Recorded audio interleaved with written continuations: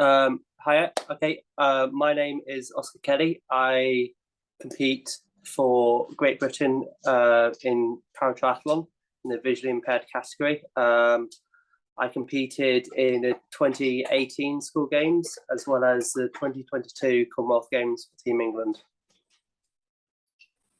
Hi, my name is Lily-Mae Evans. I'm 13 years old and I train in Modern Pentathlon.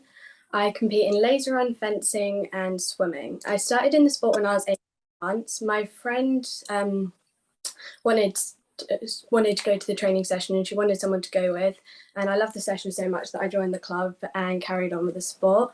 Just a year later I qualified for the World Championships in Egypt and got 2 silver medals and a bronze medal. I have since competed in an international competition in Madeira, the European Biathlon and Triathlon Championships in Germany, the European Laser Run Championships in Weiden, Germany, and at the World Laser Run Championships in Budapest. Last year I was lucky enough to compete in the school games for laser run. Since then I've continued to train and compete. This year I became the under 15 laser run champion and under 15 tetrathlon champion. Oh, I feel like you should be the mentor.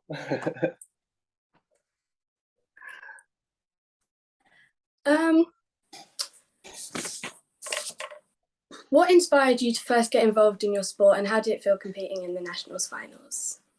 That's a tough one. So got a funny story about that. I was banned from cycling to school because of my visual impairment and some not so good cycling skills. And so I took cycling up recreationally outside of school on closed course stuff and a bit of velodrome work. And I met a really good friend of mine who also competed in the school games alongside me in 2018. And him and his mum was sort of like, well, here's triathlon if you want to try it out. And I was like, well, I'll get bored of cycling eventually.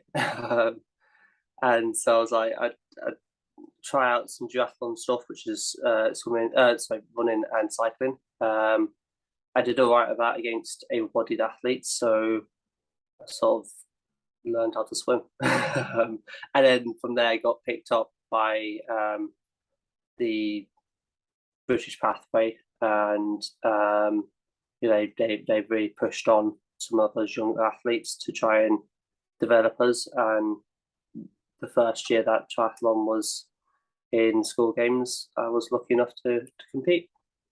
Yeah. What is your biggest sporting or personal achievement?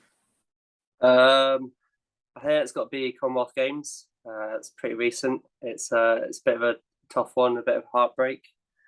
Fortunately, we didn't get the result we wanted. But you know, we got 2 punches on the bike, which is very unfortunate. But we finished and finished 5th, which is for most people a good result. But I went there to win something, so you know, you're never happy unless you medal. But that's still just that was a crazy experience. Like a jump up from doing World Championship stuff, so that was just amazing. And you have nothing close to a games event, and then to do a home games as well. It's just a dream, really. Yeah. What is something you're passionate about outside of sport, and why are you proud of it? Sleeping. if I'm honest, just trying to get trying to take a step away from sport. So I've got a dog called Storm, and I guess maybe him. But I don't really do much other than sport. It's probably unhealthy obsession, but it is what it is. Yeah. What's your favourite sport out of the 3? Oh, that's a good one. It generally changes, and it changes depending on what I'm doing best in at the time. I've got to a point where I enjoy swimming now, which is always good. But I didn't enjoy swimming for a long time. But I think it's got to be running. Running's probably my favourite, because if I'm feeling a bit down, or I don't want to do some training, I go for a little jog and I'll be straight back in the zone. And there's nothing like running quick. Running quick's really fun. Yeah. How do you block out negative comments and messages that you receive on social media?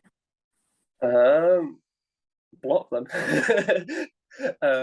Usually block them, or yeah, I've been fortunate not to get tons of negative comments, but I'm like, most of the time I'm usually just like, who do you think you are? Like, why why would you say that, first of all? But just Yeah. what gives you the authority to say that to me, and you don't know me? So Yeah. and then go down the normal routes of blocking and ignoring people, because it's not your fault they've got a problem with you. Yeah. How do you deal with loss or disappointment both within and outside of sporting events? Oh, that's a hard one. I'm fortunate enough that because I'm a visually impaired athlete, I race with a guide, and triathlon's usually an individual sport, but because I race with a guide, it's sort of more like a team sport for me, and because of that, I can sort of get a bit of support from him, and I can give support back. And we've got a standing team around us all the time, the other athletes, and the majority of them will know what it's like to have a race that doesn't go your way. It's it's very unusual. You get a race that everything goes how you want it to go, but it's part of the sport, and it's something you definitely got to learn. And I think definitely as a younger athlete, it's a lot harder to learn without having those races. How do you get focused ahead of competing in a major sporting event? Oh, that's so.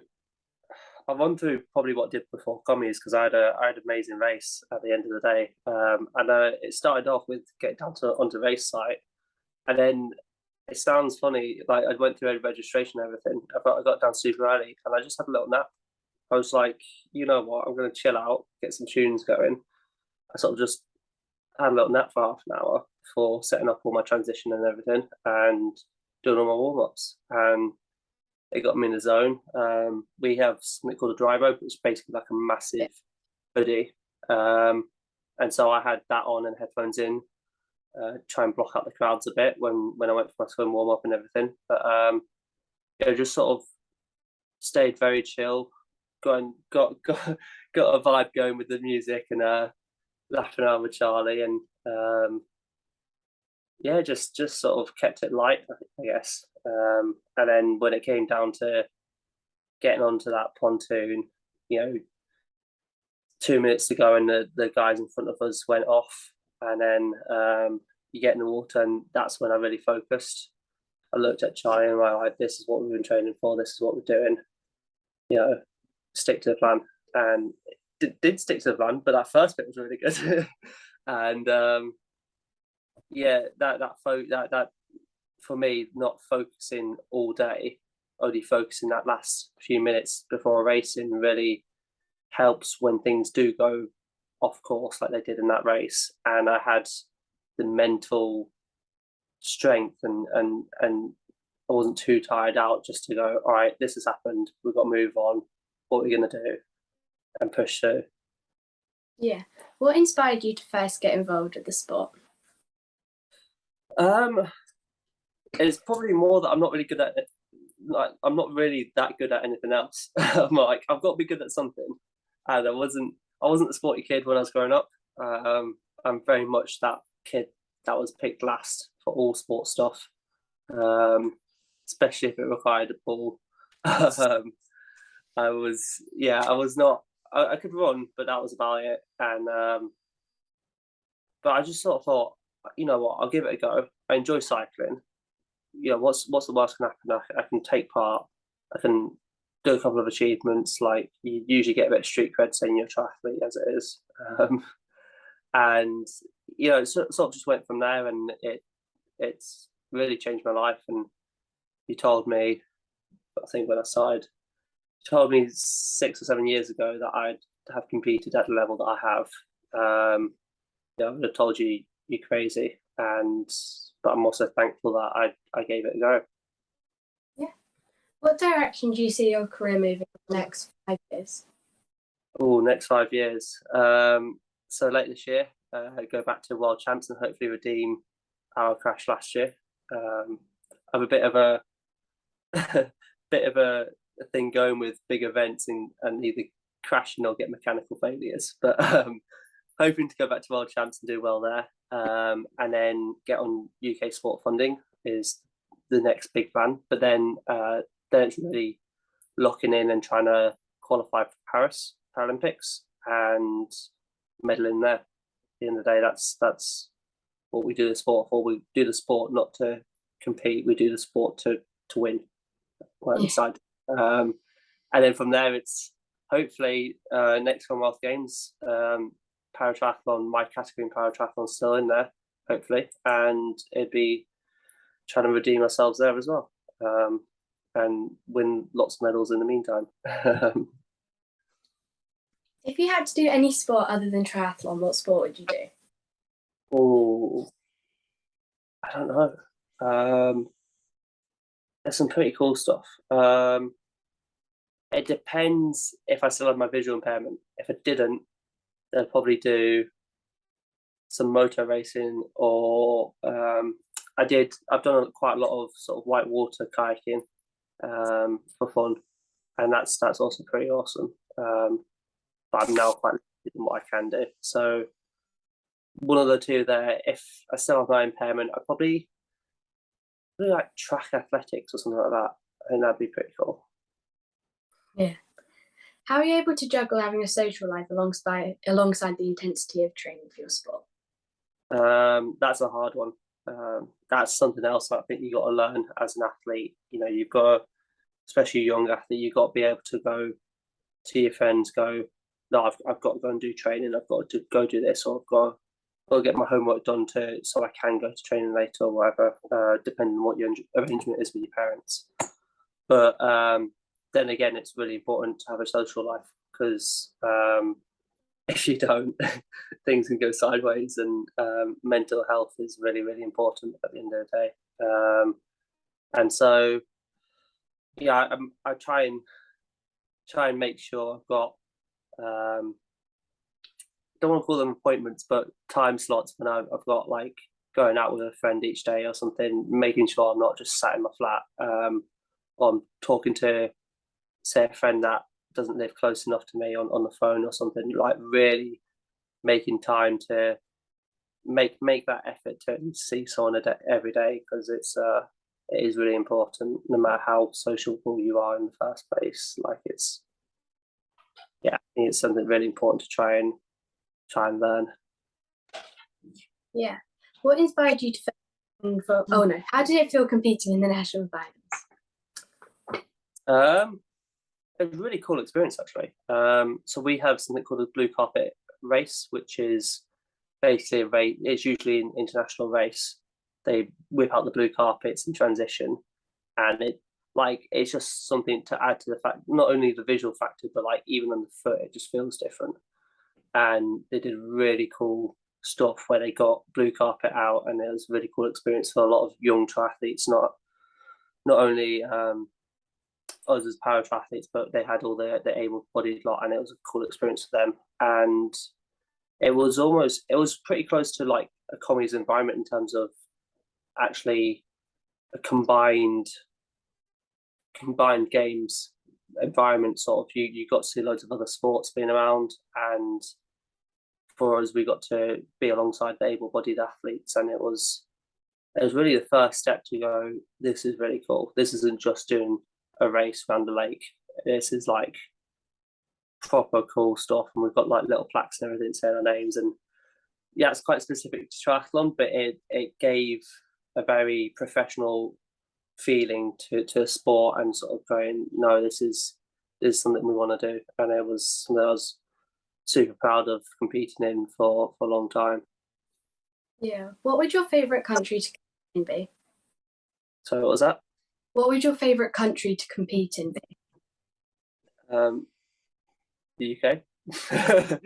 What do you mean? Do you mean racing or race sport? Yeah. Okay, racing. I don't know. That was my favourite one so far has probably been, I don't know. I'm a bit weird. I like a wet race. So actually, racing in the UK works pretty well for me. But Canada was pretty fun as well. Canada was a cool place to race in. But I honestly quite like racing in the UK. It's I don't have to travel. That saves a lot of stress. I don't know. It'd have to be something really with good views though. If it was to travel. Yeah. In your opinion, would weather conditions affect your race? Yeah, massively.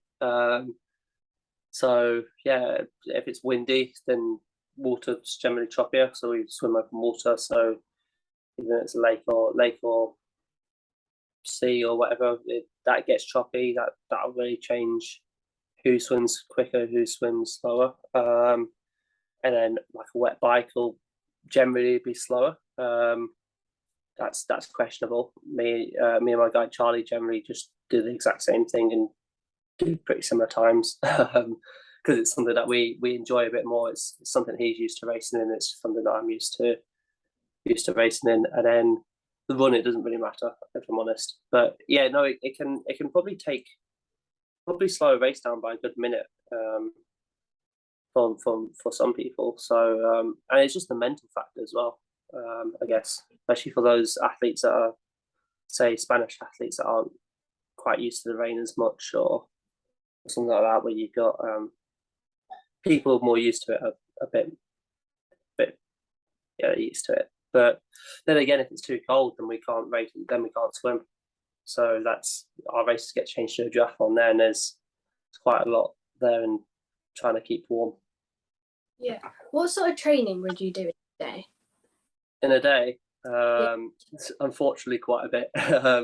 So triathlons, because we've got 3 sports, we've got to train 3 disciplines, and it also just means we generally have more volume than pretty much any sport. I'm fortunate that I don't do Ironman distance, which is ridiculously long, and so I don't have to do super crazy hours. But I generally do at least 2, if not 3, training sessions a day. Usually, I pretty much I swim 5 times a week, run 3 or 4 times, and cycle everything in between, plus a couple of gym sessions. So it really just depends what the day is. For example, today is Monday. I've just got a cycle and a swim, pretty easy day.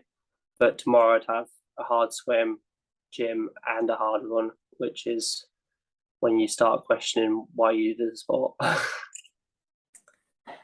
Which competition are you most proud of? I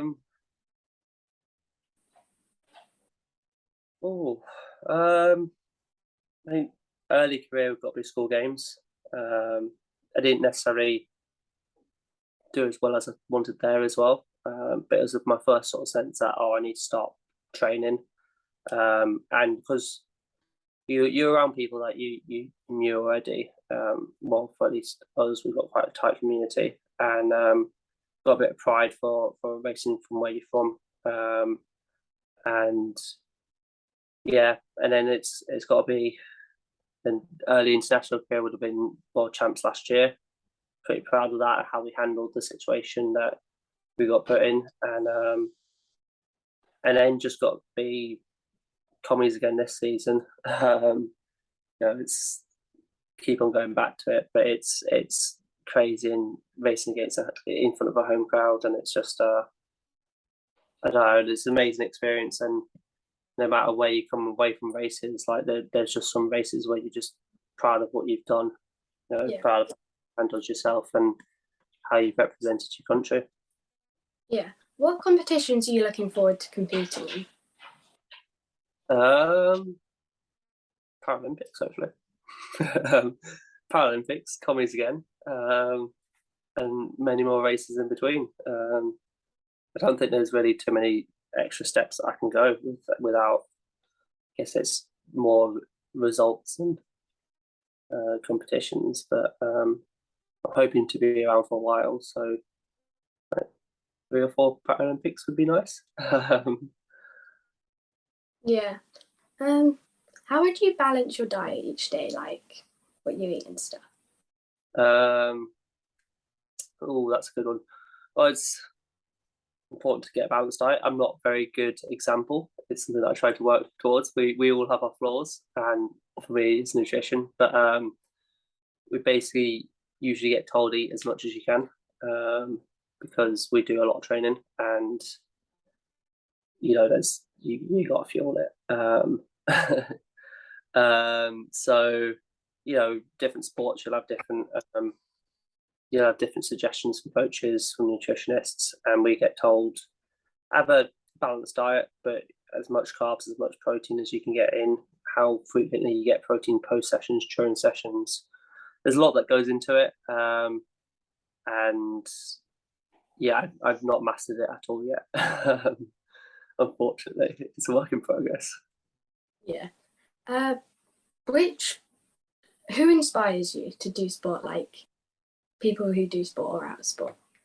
I don't know. I train in a really good training group, so I train with four-time world champion Dave Ellis, who races my category and completely destroys me every single day. So it's sort of an inspiration, but also a nice little challenge for me. But I'm based in Loughborough. There's so many amazing athletes here, and just even like other athletes I train with who have had such hard times with how they've become a para athlete, or injuries and stuff, and like their will to continue to keep on going through rehab, or to have got up and gone, no, you know what, this isn't going to be me. I'm going to go and do something with this. It's pretty inspirational. How would you deal with having an injury while you're doing sport? Like, So what was that? how would you deal with having an injury? Like, what would you do if you? First things first, I'd probably either tell physio or my coach, or both simultaneously if I could. It's really important if you do have that support system that you tell people, you don't hide it. No matter what it is, because there's long-term risks, and then it's a case of getting it checked out, making sure it's okay. If it's not, then doing the rehab that you need to do and not rushing it. Because especially as younger athletes, you'll want to get back to doing sport and everything, and it's not worth it. Like long-term wise, it can cut your career really far down, or could just end your career at the end of the day. You don't want a repeat injury because you've not gone through the correct protocols of healing. And if you really love what you do, then you're going to take your time and make sure you're right before you either compete next or go back into full training. What's your favourite protein-based food to eat while you're doing sport? Like, do peanut M&Ms count? That's a bit questionable for protein. I don't know. A good bacon butty would be up there. Can't go wrong with that. Or tin of beans or something. I don't. That's a hard one. It might have to be peanut M&Ms, but I've recently found out they're not as nutritious as I thought. So yeah, that's all my questions. good. Oscar, do you have any questions for Lily-Mae, or just any words of advice before the national finals? How do you do so many sports? I don't know. I just train. Pretty similar answer to me. To be fair, I'm like, I don't do that many sessions each day, because in like separate clubs, I just do all the sessions within, because I'm in an athletics club, so I do those sessions and I do all the swimming ones and stuff. That's crazy. How do you handle that at such a young age as well? Like that's really impressive. Yeah, because straight after I finish school, I'll just go do sport and not be back till like 10 o'clock.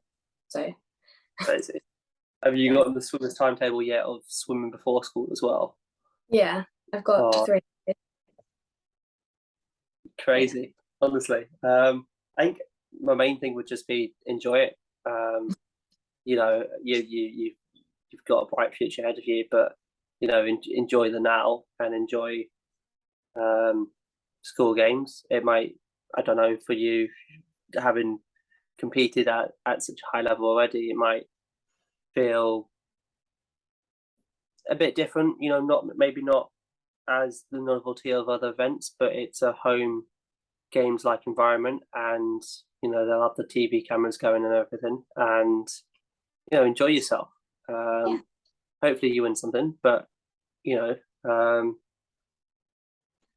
I think that's the most important thing, and try and get swaps if there's any international athletes.